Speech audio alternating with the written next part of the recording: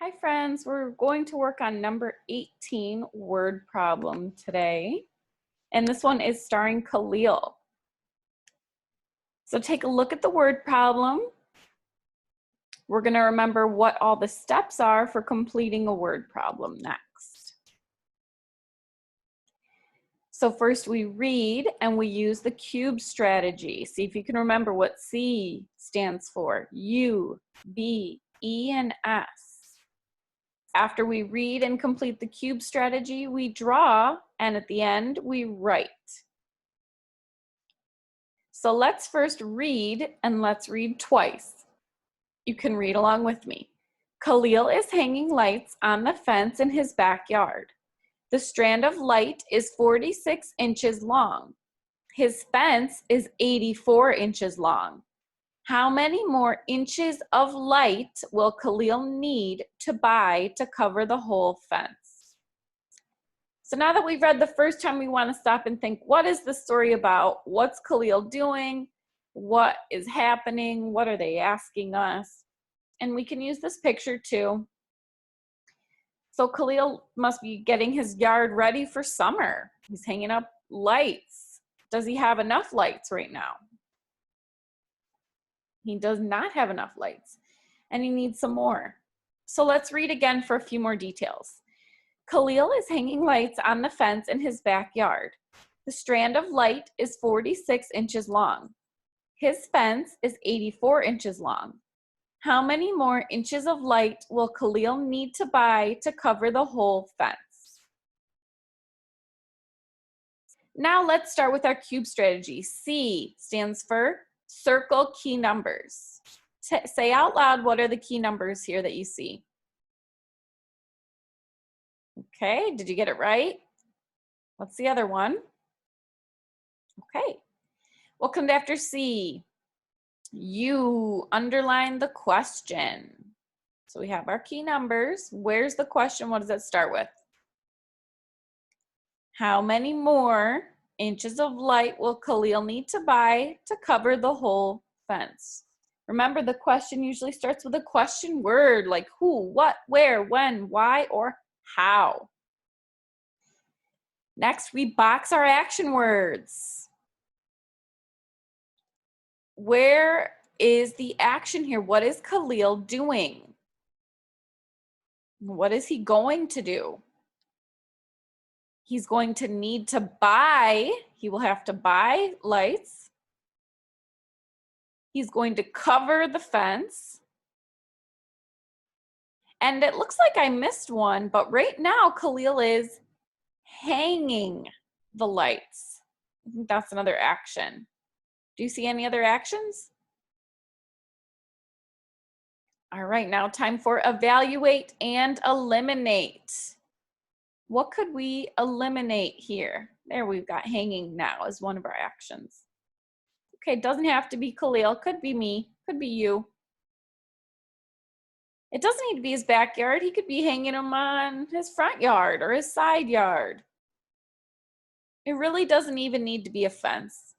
Where else could Khalil be hanging these lights? He could be hanging lights on a wall.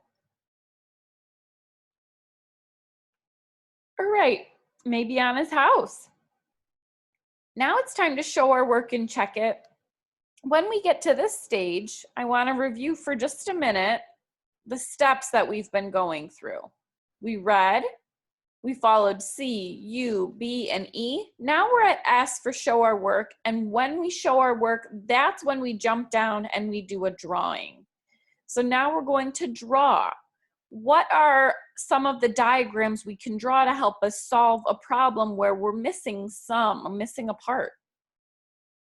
We have done tape diagrams and number bonds. Okay, so let's take a look at some tape diagrams. I'm going to show you 4, and we'll take a look and see if any of these tape diagrams seem to match what's happening. So let's remember the story. Khalil has 46 inches of lights, and the fence is 84 inches long, and he wants to cover the whole fence, so he needs to buy more. So is what Khalil wants the total, and he has 46 and needs some more? That's what this tape diagram shows. Does Khalil want 46 inches and he already has a strand of 84 inches and he needs to buy some more? Take a look at the total 46 here and see if that makes sense. Does Khalil need to buy 46 inches and he wants 84 and we don't know what he has right now, but the total's 46? Or lastly, are we looking for a total? Are we trying to figure out the total of what Khalil needs? And we know right now that he has 46 and wants 84, and we have the two parts. So time to think again. I'm going to go back up to the 4 tape diagrams. So I'm going to let you look at each one for a couple seconds. And then all 4 of these tape diagrams are on the Google Doc, the Google form, for you to choose the one that best fits what's happening in the story. You might need to read the story again to make sure you know which one matches. Is the total 84 and we're looking for a part that he needs to buy? Is the total 46 and we're looking for a part? Is the total 46 here again and we're looking for a part? Or are we looking for the total and we have the 2 parts? Now let's take a look at some examples of number bonds. Remember, if you're drawing a number bond, it should really match whatever tape diagram you use too, because both tape diagrams and number bonds can show parts and totals. This shows a total of 84 inches and a part of 46, and we're missing the other part. Would that help us find out what he needs to buy? This one says, we don't know the total, but we do know the 2 parts. Would this help us find out how much Khalil needs to buy? Here, the total is 46, and we have the part 84. Would this one tell us how much Khalil needs to buy? So it's time for you to go back and look at all of the 3 number bond examples. You might need to read the word problem again to see which one would really help you solve. So now we've done quite a few steps. We're nearing the end. Lastly, our job is to write. What are we going to write? We are writing a number sentence. Is it a plus, a minus, addition, or subtraction? What are we doing to find the answer? Are we looking for a total or a part? That's what the picture helps us decide. Then you need to write your answer, but not just writing a number for an answer. We can do that at first, and then we write the answer in a complete sentence.